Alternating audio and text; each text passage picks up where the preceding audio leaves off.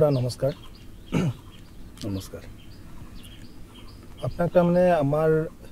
কোচ ৰাজবংশী সম্প্ৰদায়ৰ বিশেষ কৰি তাৰমানে লোৱাৰ আসামৰ আমাৰ কোচ ৰাজবংশী সম্প্ৰদায়ৰ আপুনি একজন পুৰণা নেতৃস্থানীয় মানুহ আৰু আমাৰ কমিউনিটিৰ কাৰণে আপুনি যথেষ্ট কৰিছে তাৰমানে আৰু মোটামুটি অসম আন্দোলনৰ টাইমৰ পাৰে মানে এলা লাগি বহুত কণ্ট্ৰিবিউশ্যন আছে আপোনাৰ। এই যে এটা ৰাজনৈতিক যাত্ৰা আপোনাৰ ধৰক 1979 মানৰ পৰা এতিয়ালৈকে যিখিনি ৰাজনৈতিক যাত্ৰা তাৰ বিষয়ে অলপ চমুকৈ কওক। তাৰমানে কেনেকৈ আপুনি জড়িত হৈ পৰিল ৰাজনৈতিক ক্ষেত্ৰত আৰু সেই যাত্ৰাটোত কি বাধা বিঘিনি পাল বা বৰ্তমান আপোনাৰ কিহক লৈ আপুনি ব্যস্ত আছে বৰ্তমান এই গোটেই যাত্ৰাটোৰ বিষয়ে অলপমান কৈ দিয়ক। 1989 চনত অসমৰ যি অস্তিত্ব ৰক্ষাৰ আন্দোলন আৰম্ভ হৈছিল সেই আন্দোলনৰ সময়ছোৱাত মই স্কুলীয়া ছাত্ৰ আছিলোঁ, কিন্তু আন্দোলনটোৰ প্ৰতি হঠাৎ আকৰ্ষিত হৈ গ'লোঁ আৰু আন্দোলনটোত জঁপিয়াই পৰিলোঁ আৰু সেই সূত্ৰে মই মোৰ যি নিজা বাসভৱন তেতিয়াৰ চিডলিত মানে চিডলি আঞ্চলিক ছাত্ৰ সন্থা বুলি এখন ছাত্ৰ সন্থা গঠন হৈছিল আৰু সেই চিডলি আঞ্চলিক ছাত্ৰ সন্থাৰ মই সাধাৰণ সম্পাদক হিচাপে তাতে কাৰ্যনিৰ্বাহ কৰিছিলোঁ। তে চিডলি আঞ্চলিকৰ এই সাধাৰণ সম্পাদক হিচাপে মই বিশেষভাৱে সেই সময়ত মোৰ মানে কিছু জ্যেষ্ঠ দাদা তেওঁলোকৰ জৰিয়তে মই অনুপ্ৰাণিত হৈছিলোঁ আৰু তেওঁলোকৰ ভিতৰত মই নাম ল'ব লাগিব যে তেতিয়াৰ ডিব্ৰুগড় মেডিকেল কলেজৰ ছাত্ৰ লক্ষীকান্ত দাস আৰু তেতিয়া মানে তেওঁ পাটনা ডেণ্টেল হেৰিত পঢ়িছিলে, তেওঁ জিতেন পাঠক আৰু মোৰ আঞ্চলিকৰ সভাপতি ললিত বৰ্মন, তেওঁলোকৰ দ্বাৰা বিশেষভাৱে অনুপ্ৰাণিত হৈছিলোঁ আৰু বিশেষকৈ মানে লক্ষীকান্ত দাস যেতিয়া মানে ঘৰলৈ আহিছিল কলেজৰ পৰা, তেতিয়া তেওঁ মানে বিভিন্ন আন্দোলনৰ সময়ছোৱাত বিভিন্ন ধৰণে আমিতো তেতিয়া আমি গাঁৱলীয়া আৰু তেতিয়া আমি মানে কথা ক'ব নাজানো বা কেনেকৈ কাক এপ্ৰ'চ কৰিব লাগে এইটো নাজানো। তেতিয়া লক্ষীকান্ত দাসে সেইবিলাক মানে আমাক কিছু মানে ট্ৰেইনিং দিছিল আৰু যে মানে এই কথা এনেকৈ ক'ব লাগে বা এনেকৈ কৰিব লাগে এই কথাবিলাক কৈছিল। তাৰপিছত মই তেনেকৈ আমাৰ তেতিয়া আৰ্য কলেজত পঢ়িছিল মানে মই যিগৰাকী পাটনা ডেণ্টেল হেৰিৰ পৰা ডক্টৰ হৈছে জিতেন পাঠক, তেওঁক তেতিয়া মানে এডভাইজাৰ ঠিক নাছিল, তেওঁক লৈ পোনপ্ৰথমবাৰৰ বাবে তেতিয়া মই মানে ধুবুৰী যে মানে আমাৰ অবিভক্ত গোৱালপাৰা জিলাৰ তেতিয়া হেডকোৱাৰ্টাৰ আছিল ধুবুৰীত তেতিয়া DC আছিল চনেশ্বৰ কলিতাক আমি মানে আমাৰ যিবিলাক এই অঞ্চলৰ যিবিলাক সমস্যা বা এই অঞ্চলৰ মানে আমাৰ মানুহখিনিৰ যি সমস্যা সেই সমস্যা সম্পৰ্কত তেওঁক মানে এখন স্মাৰক পত্ৰ দিবৰ কাৰণে মই জিতেন পাঠক আৰু মই মানে এই ধুবুৰীলৈ গৈছিলোঁ। আৰু তেতিয়া ধুবুৰীত যোৱাৰ মানে ব্যৱস্থাটো আছিল কি এখন ধুবুৰী ট্ৰেইন আছিল, সেই ধুবুৰী ট্ৰেইনখনত গৈছিলোঁ আৰু ৰাতি এই ধুবুৰী ট্ৰেইনখনতে আমি স্মাৰক পত্ৰ দি শনেশ্বৰ কলিতাক DC শনেশ্বৰ কলিতা দেৱক লগ কৰি আমি ঘূৰি আহিছিলোঁ। ৰাতিপুৱা প্ৰায় 3টামান বজাত আমি বঙাইগাঁও পাইছিলোঁ, বঙাইগাঁৱৰ পৰা আকৌ আমি আহিছিলোঁ। গতিকে এনেকৈ ধৰক আমি সেই সময়ত মানে মোৰ যিখিনি মানে এই কি কয় জ্যেষ্ঠ সহযোগী আছিল বা দাদা আছিল, তেওঁলোকৰ পৰা মানে বিভিন্ন ধৰণৰ পৰামৰ্শ লৈ এই মানে আন্দোলনৰে হওক বা সামাজিক কাম কাজ হওক, এই কাম কাজবিলাকত মানে চিডলি আঞ্চলিক ছাত্ৰ সন্থাৰ সাধাৰণ সম্পাদক হিচাপে মই মানে এইবিলাক কৰি গৈছিলোঁ আৰু এই ক্ষেত্ৰত যথেষ্ট সহায় তেওঁলোকৰ পৰা পাইছিলোঁ। তাৰ পৰৱৰ্তী কালত আন্দোলনটো ভৰপক বাঢ়ি গ'ল। বাঢ়ি যোৱাৰ পিছত আন্দোলনটোত আমি পূৰা জঁপিয়াই পৰিলোঁ। মানে ইফালে মানে ৰিফাইনাৰীত পিকেটিং আৰম্ভ হ'ল, বেলেগ মানে হেৰি কি কয় ব্লকেট আৰম্ভ হ'ল, অৰ্থনৈতিক ব্লকেট এইবিলাক আৰম্ভ হ'ল আৰু এইবিলাকত আমি চিডলি আঞ্চলিক ছাত্ৰ সন্থাই তেতিয়া আমি কাছিকতৰাত বিশেষভাৱে মানে অৰ্থনৈতিক ব্লকেটৰ কাৰণে আমি মানে একেবাৰে দিন ৰাতি থকাকৈ আমি ব্লকেট মানে কৰিছিলোঁ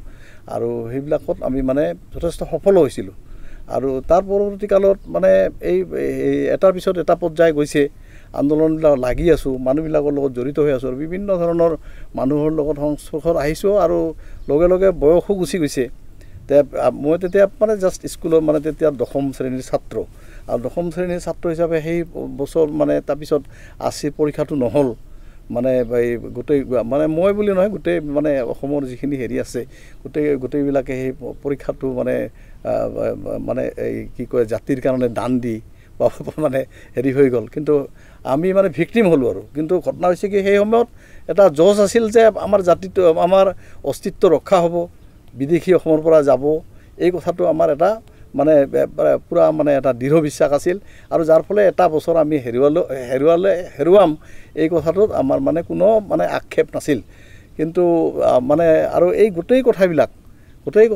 মানে বিশেষভাৱে আৰু বেছিকৈ মানে জড়িত হৈ আহিছিল যেতিয়া মানে আন্দোলনটো আৰু বেছি জোৰদাৰ হৈ আহিছিল যেতিয়া মানে মঙ্গলদৈ সমষ্টিত হীৰালাল পাটোৱাৰীৰ মৃত্যুৰ পিছত যিটো মঙ্গলদৈ সমষ্টিৰ ভোটাৰ তালিকা যিখন পাব্লিছ হ'ল তাৰপিছত যিটো মানে বহুত মানে বিদেশীৰ নাম সাঙৰ খাই পৰিল তাৰপিছত আৰু মানে বহিৰাগত হেৰিটো আৰু বহুত এটা জোৰদাৰভাৱে মূৰ দাঙি উঠিল তেতিয়া আন্দোলনটো বহুত ভৰপক হ'ল আৰু আমি মানে বিশেষকৈ মই বুলি নহয় যে গোটেই অঞ্চল মই ধৰক চিডলি আঞ্চলিকৰ নেতৃত্বত আছিলোঁ কিন্তু সৰ্বসাধাৰণ যিখিনি কোচ ৰাজবংশী মানুহ বিশেষকৈ কোচ ৰাজবংশী মানুহ যিখিনি খিলঞ্জীয়া কোচ ৰাজবংশী এই খিলঞ্জীয়া কোচ ৰাজবংশীসকল কিন্তু এই আন্দোলনটোত মানে জোৰদাৰভাৱে জঁপিয়াই পৰিছিল আৰু তেওঁলোকে মানে সৰ্বোচ্চ ত্যাগ কৰি এই আন্দোলনটোত তেওঁলোক মানে যিসকলৰ খুব আৰ্থিকভাৱে অনাটন মানে ক'ব গ'লে মই নিজেও আৰ্থিকভাৱে অতি মানে এই দুৰ্বল বা জুৰুলা পৰিয়ালৰ পৰা অহা লোক তথাপিতো মই কিন্তু এই আন্দোলনটোত মানে আমাৰ যিসকল মানে এই কোচ ৰাজবংশী লোক আছে তেওঁলোকৰ লগত আমি অসমীয়া হিচাপে এখন অসমীয়া ছাতিৰ তলত আমি নিজকে মানে বৃহত্তৰ অসমীয়া জাতিৰ অংশীদাৰ বুলি আমি লাগি আছিলোঁ আপোনাক একদম চিধা প্ৰশ্ন এটা কৰোঁ আপুনি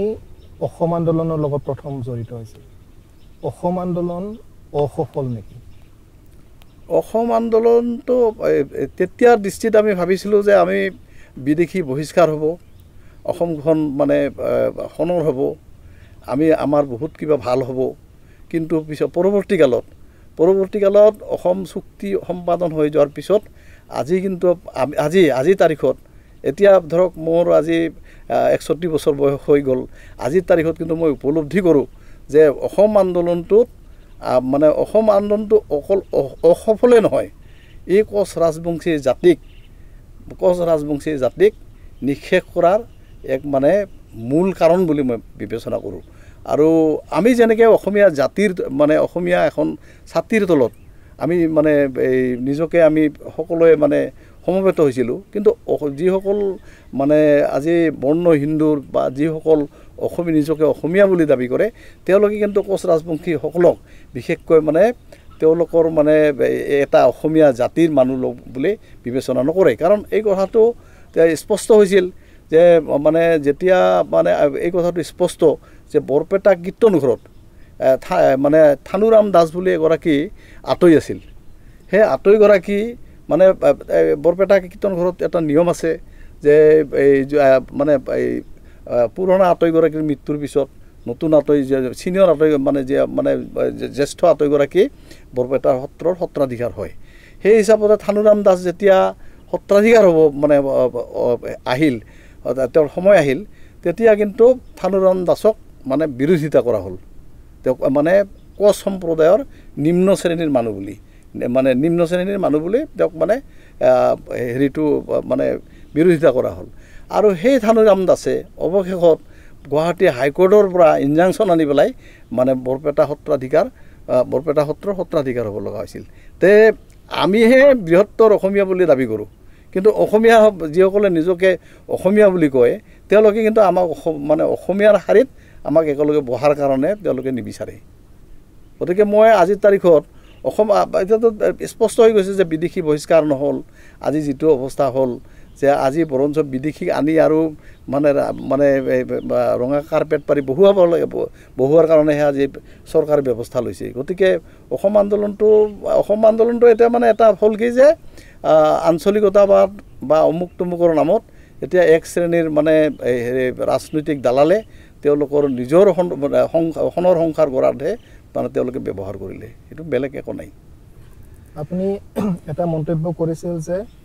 এই অঞ্চলৰ আনডিভাইডেড গোৱালপাৰা অঞ্চলৰ বিশেষ কৰি আপুনি কোচ ৰাজবংশী মানুহখিনিক এটা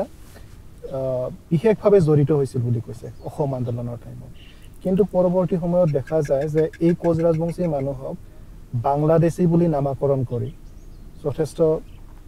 মানে উৎপীড়নৰ সন্মুখীন হৈছে, বৰ্তমান মাটিও বহুত হেৰুৱা। এই বিষয়ত আপুনি কি কয়? মানে এতিয়া এই কথাটো বহু বিতৰ্কিত যে অবিভক্ত গোৱালপাৰা জিলাৰ যিসকল ইয়াত ৰাজবংশী মানে অপ্ৰিয় হ'ল সত্য যে ইয়াৰ ৰাজবংশী দুই প্ৰকাৰৰ ৰাজবংশী আছে, কোচ মানুহ আছে। এক প্ৰকাৰ মানে এই বাংলাদেশ বা আমাৰ এই কি কয় ওচৰ চুবুৰীয়া ৰাজ্য পশ্চিমবংগৰ পৰা জলপাইগুৰি কোচবিহাৰৰ পৰা অহা ৰাজবংশী আছে, আৰু ইয়াত কিছু আগৰ পুৰণা গোৱালপাৰাৰ খিলঞ্জীয়া কোচ ৰাজবংশী আছে। তে এতিয়া কথা হৈছে কি যে এই কোচ ৰাজবংশীসকলৰ ভিতৰত কিন্তু মানে এই অসম অস্তিত্ব ৰক্ষাৰ যিটো সংগ্ৰাম, অসম যিটো আন্দোলন, বহিৰাগত যিটো আন্দোলন, খেদা আন্দোলন, এই আন্দোলনটোত কিন্তু এই মানে যিখিনি খিলঞ্জীয়া কোচ ৰাজবংশী, এই খিলঞ্জীয়া কোচ ৰাজবংশীসকলহে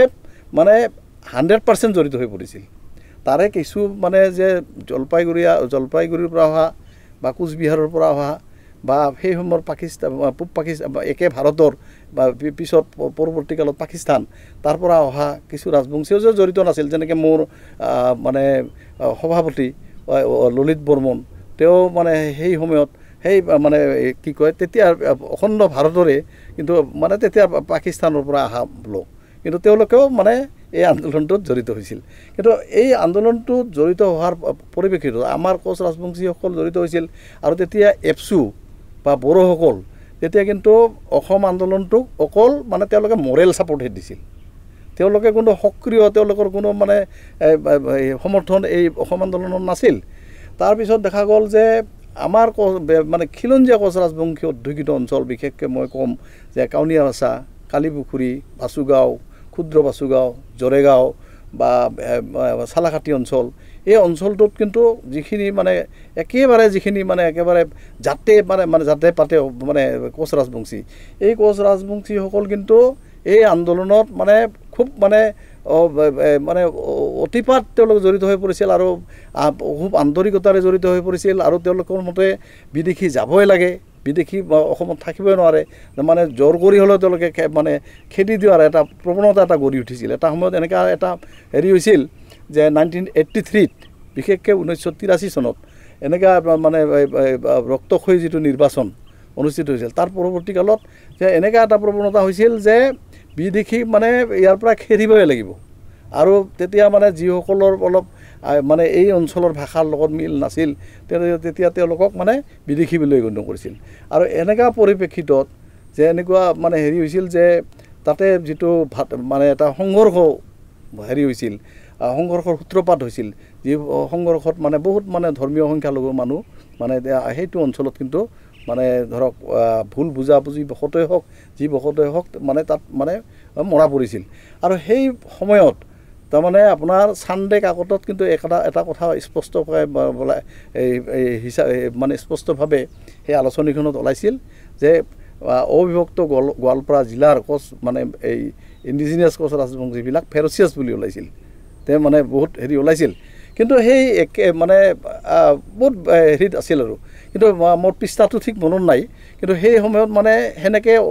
ওলাইছিল। আৰু সেই একে সময়তে কিন্তু আপোনাৰ দিল্লীত সঞ্জয় হাজৰিকা নামৰ এজন হেৰিয়ে মানে লিখকে মানে বৰ্ণ হিন্দু লিখকে তেওঁ কিন্তু আকৌ পাব্লিছ কৰিলে, আপুনি যিটো কথা কৈছে যে মানে এই কি কয় বাংলাদেশী বুলি হেৰি, সেইটো মানে তেওঁ প্ৰথমতে তেওঁ মানে কি কয় মানে ঠিক আইডেণ্টিটি ক্ৰাইচিছ নেকি এনেকুৱা এখন গ্ৰন্থ লিখিছিল, আৰু সেই গ্ৰন্থখনত তেওঁ এই কথাটো প্ৰথমবাৰৰ কাৰণে লিখিছিল, আৰু এই কথাটোৰ কিন্তু আমি প্ৰতিবাদ কৰিছিলোঁ। আৰু এই কথাটো অকল যে ইয়াতে মানে হেৰি আছিল, সীমাবদ্ধ আছিল যে মানে সঞ্জয় হাজৰিকাৰ এই কথাটোৰ পিছত বা এই ঘটনাটোৰ পিছত য'ত আমাক ছানডে নামৰ মেগাজিনখনত কৈছে যে আমি একেবাৰে খুব মানে হিংস্ৰ আন্দোলনকাৰী আৰু সেই একে মানে হেৰি কিন্তু কৈছে যে আমি এক প্ৰকাৰ মানে বিদেশী আৰু এই কথাটোৰ মানে প্ৰভাৱ আপোনাৰ লখিমপুৰত পৰিছিল যে অবিভক্ত গোৱালপাৰা গোলগঞ্জ অঞ্চলৰ বা আপোনাৰ মানে কি কয় এইটো লক্ষীপুৰ অঞ্চলৰ বা মানকাছৰ অঞ্চলৰ কিছু মানুহ লখিমপুৰৰ আপোনাৰ চিলাপথাৰ বেলেগ বেলেগ অঞ্চলত গৈছিল তেতিয়া কি কৰিলে তেওঁলোকক মানে ভাষাৰ ভিত্তিত বা তেওঁলোকক মানে ভাষাৰ ভিত্তিত যে তেওঁলোকৰ ভাষাটো বেলেগ গোৱালপাৰী ভাষা বুলি কয় যিটো কোচ ৰাজবংশী ভাষা গতিকে তেওঁলোকক কি কৰিলে তেওঁলোকক তেতিয়া মানে তেওঁলোকৰ ঘৰ চৰ উচ্ছেদ কৰি দিল বা জ্বলাই দিলে তাৰপিছত আমি মানে বিশেষকৈ আমি এইটো মানে অবিভক্ত গোৱালপাৰা জিলা ছাত্ৰ তেতিয়া গোৱালপাৰা জিলা ছাত্ৰ সন্থা এতিয়াহে বিভক্ত হোৱাৰ পিছত গতিকে গোৱালপাৰা জিলা ছাত্ৰ সন্থাৰ পৰা কিন্তু স্পষ্টীকৰণ এটা দিয়া হৈছিল যে আমাৰ এই অঞ্চলৰ পৰা মানে যিসকল মানুহ লখিমপুৰৰ চিলাপথাৰ বা বেলেগ মোৰ ঠাইবিলাক মনত নাই অমুক ঠাইলৈ গৈছিল তেওঁলোক কিন্তু বিদেশী নহয় তেওঁলোক এই অঞ্চলৰে খিলঞ্জীয়া কোচ ৰাজবংশী আৰু এই কোচ ৰাজবংশী লোক তেওঁলোকে ভাষা তেওঁলোকে গোৱালপাৰীয়ে কয় কিন্তু ঘটনা হৈছে কি যে এই যে মানে বিদেশী এই কথাটো কিন্তু তেতিয়া মানে ইয়াৰ মানে যিটো কুপ্ৰভাৱ যিটো তাৰ মানে এটা প্ৰভাৱ সেই প্ৰভাৱটো কিন্তু লখিমপুৰতো পৰিছিল গতিকে এনেকুৱা ধৰণৰ সমস্যাৰ সন্মুখীন খিলঞ্জীয়া কোচ ৰাজবংশীসকল হৈছিল কিন্তু মানে প্ৰকৃতপক্ষে আন্দোলন কৰাৰ পিছতো